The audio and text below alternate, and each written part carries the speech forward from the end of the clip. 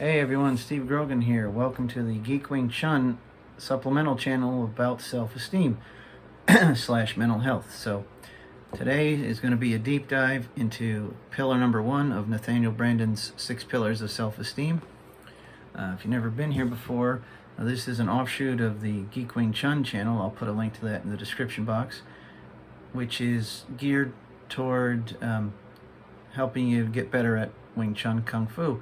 And I started posting self-esteem videos over there because nobody in the martial art community talks about mental health and how it can be just as, if not more important than physical side of things, exercise and eating right. And yet I was, because I was told, and it made sense, hey, you want to stand out in a saturated market, you got to be different. So I was different because I did some exploring and research, and no one else in not just Wing Chun but in the martial art world was talking about mental health. So I thought, great, I'm standing out. Then people are like, hey, you want to know why your viewership and your watch time is dipping? It's because of these weird self-esteem videos you post. This is a Wing Chun channel. And I'm like, but you told me to stand out. But whatever, it is what it is. I can't control it. So you got to play the game. You want to win the game, you got to play by the rules. You can't quote unquote cheat, So here we are. Anyway, deep dive into 6 pillars of self-esteem. Number 1, practice of living consciously. Well, what does that mean? Well, I'll go over my notes here for you. In all great philosophies of the world, there appears some idea that most human beings are sleepwalking through their existence.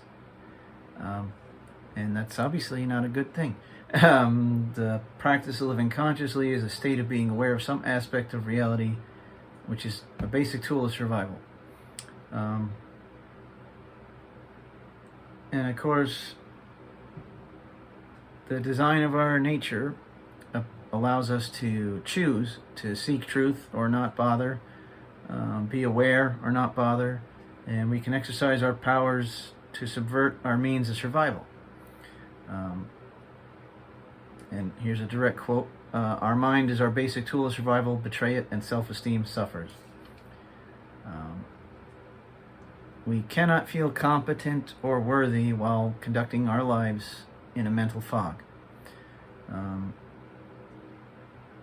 And the choices we make establish the kind of person we are. They get added up, and the sum is the experience that we call self-esteem. A succinct way to put it about self-esteem is that self-esteem is the reputation we acquire with ourselves. And I have a note here to see an underlined excerpt. Let's see, page 69.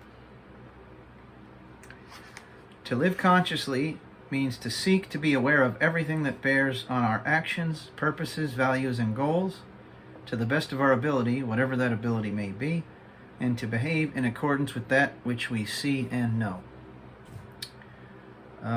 Consciousness not translated into appropriate action is a betrayal of consciousness. To be aware and live consciously, that involves a process of selection. My purpose and values dictate the standard of selection. Living consciously implies respect for the facts of reality. So this is in relation to, I'm pretty sure Dr. Brandon was probably aware that people thought, oh yeah, self-esteem, yeah, we need to have self-esteem, so we deny everything bad we do and pay attention only to the positive things. That's not what he meant. That's not what self-esteem is. You pay attention, if you did something bad, quote unquote bad or negative or what have you, you have to admit it. You can't sweep it under a rug and act like it didn't happen. We have a list from page 72 to 81. I'm getting there, hold on.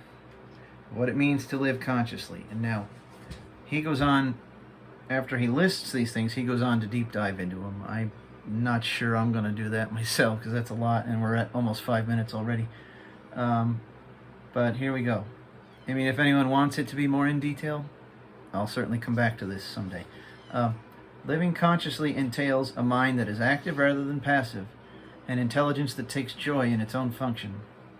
Being in the moment without losing the wider context, in other words, how your actions now will affect things later. Reaching out toward relevant facts rather than withdrawing from them. Being concerned to distinguish among facts, interpretations, and emotions.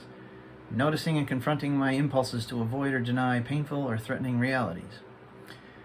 Being concerned to know, quote, where I am, end quote, relative to my various personal and professional goals and projects, and whether I'm succeeding or failing. Being concerned to know if my actions are in alignment with my purposes. Searching for feedback from the environment so as to adjust or correct my course when necessary. Preserving in the attempt to understand in spite of difficulties. Persevering, not preserving. Being receptive to new knowledge and willing to re-examine old assumptions. Being willing to see and correct mistakes. So if you do something that, say, hurts someone's feelings or whatever, you don't just say, oh, no, you're too sensitive. You say, oh, what did I do that hurt their feelings, and go from there. A concern to understand the world around me. A concern to know not only external reality, but also internal reality, the reality of my needs, feelings, aspirations, and motives, so that I'm not a stranger or a mystery to myself.